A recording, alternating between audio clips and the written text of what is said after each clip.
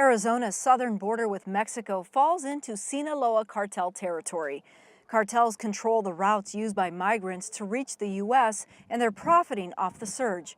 Tony Coulson retired as head of the Drug Enforcement Administration in Tucson and now consults law enforcement agencies.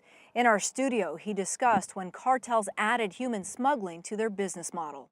Prior to the mid-2000s, the human trafficking organizations along the border were pretty independent of the drug trafficking organizations.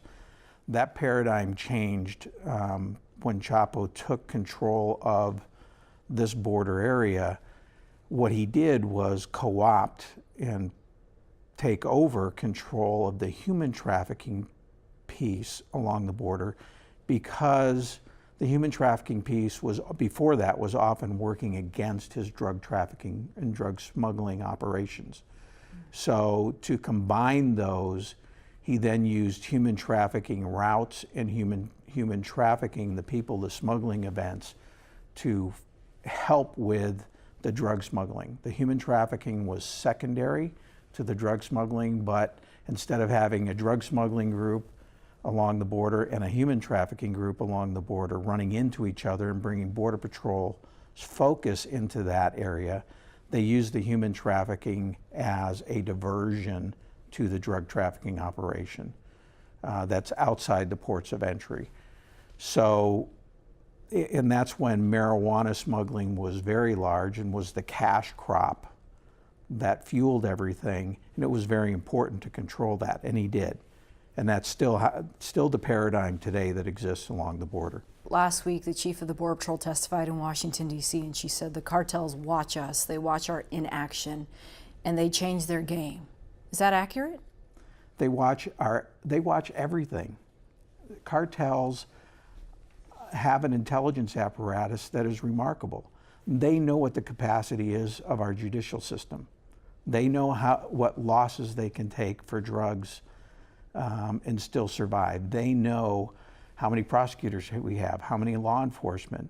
They can perfect a way to get across or tunnel under the border at any point, no matter how strong your border wall is.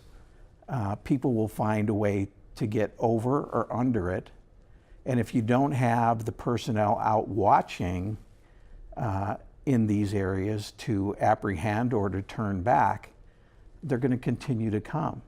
You're retired law enforcement along the border. You know what they know. Probably in your consulting work that you do now, other agencies understand this. Why can't the situation be fixed? Why can't American law enforcement be one step ahead now? American law enforcement can, but the problem that we have, and I'll state it, it's controversial, but I'll state it, is that you have organizations, especially our interdiction organizations right along the border, that are too tied to the political process. And it doesn't matter what administration it is, whether Democrat or Republican, the problem we have, especially with Customs and Border Protection, is that they're too tied to the political process.